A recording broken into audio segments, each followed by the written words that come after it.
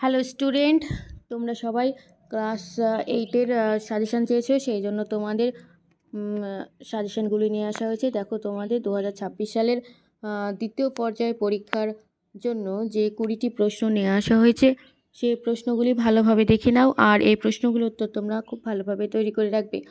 চলো তাহলে দেখা যাক। দেখো, প্রশ্ন নম্বর 1 আছে, পলাশী যুদ্ধের কারণগুলি উল্লেখ করো অথবা সিরাজের সঙ্গে কোম্পানির বিরোধের কারণগুলি আলোচনা করো।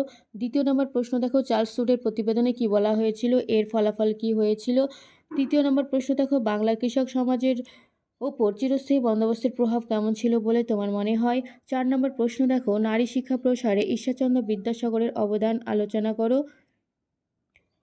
5 নম্বর প্রশ্ন দেখো, সমাজ সংস্কার আন্দোলনে রাজা রামমোহন রায়ের অবদান কী ছিল, অথবা রাজা রামমোহন রায়ের সমাজ সংস্কার সংক্ষেপে বর্ণনা করো। 6 নম্বর প্রশ্ন দেখো, ব্রাহ্ম আন্দোলনের মূল বক্তব্য কী ছিল, ব্রাহ্ম আন্দোলনের সীমাবদ্ধতাগুলি উল্লেখ করো। 7 নম্বর প্রশ্ন দেখো, সমাজ সংস্কার আন্দোলনের পটভূমিকা কী ছিল।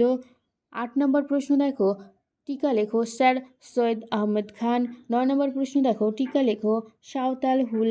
10 নম্বর প্রশ্ন দেখো, বারাসাত আন্দোলনে তিতুমিরের ভূমিকা কী ছিল। 11 নম্বর প্রশ্ন দেখো, তুমি কি মনে করো 1857 খ্রিস্টাব্দের বিদ্রোহ কেবল সিপাহী বিদ্রোহ ছিল। তোমার উত্তরের সপক্ষে যুক্তি দাও। 12 নম্বর প্রশ্ন দেখো, জাতীয় কংগ্রেস প্রতিষ্ঠার ক্ষেত্রে হিউমের ভূমিকা সমালোচনামূলক বিশ্লেষণ করো। তোমার কি মনে হয় হিউম না থাকলেও জাতীয় কংগ্রেস প্রতিষ্ঠা হতো। তোমার বক্তব্যের পক্ষে যুক্তি দাও। 13 নম্বর প্রশ্ন দেখো, চরমপন্থী রাজনীতি উত্থানের মূল কারণগুলি কী ছিল। 14 নম্বর প্রশ্ন দেখো, বঙ্গভঙ্গ বিরোধী বয়কট আন্দোলন সম্পর্কে টিকা লেখো। বঙ্গভঙ্গের বিরুদ্ধে স্বদেশী আন্দোলন কীরকম ছিল, অথবা স্বদেশী ও বয়কট আন্দোলন সম্পর্কে যা জানো লেখো। 15 নম্বর প্রশ্নটি দেখো, বিপ্লবী সন্ত্রাসবাদী কার্যকলাপের পটভূমি কীভাবে তৈরি হয়েছিল, কেন বৈপ্লবিক সন্ত্রাসবাদীদের অনেক উদ্যোগেই ব্যর্থ হয়েছিল বলে তোমার মনে হয়। 16 নম্বর প্রশ্নটি দেখো, জালিয়ানওয়ালাবাগ হত্যাকাণ্ড বলতে কী বোঝায়। 17 নম্বর প্রশ্নটি দেখো, মহাত্মা গান্ধীর অহিংস সত্যাগ্রহ আদর্শটি ব্যাখ্যা করো। ওই আদর্শের সঙ্গে কংগ্রেসের প্রথম দিকে নরমপন্থীদের আদর্শের একটি তুলনামূলক আলোচনা করো। 18 নম্বর প্রশ্নটি দেখো, সাইমন কমিশন কেন গঠিত হয়েছিল। সাইমন কমিশনের বিরুদ্ধে ভারতীয়রা কেন আন্দোলন করেছিল। 19 নম্বর প্রশ্নটি দেখো, মাস্টারদা সূর্য সেন কেন বিখ্যাত, অথবা ভারতের স্বাধীনতা আন্দোলনে সূর্য সেনের ভূমিকা লেখো।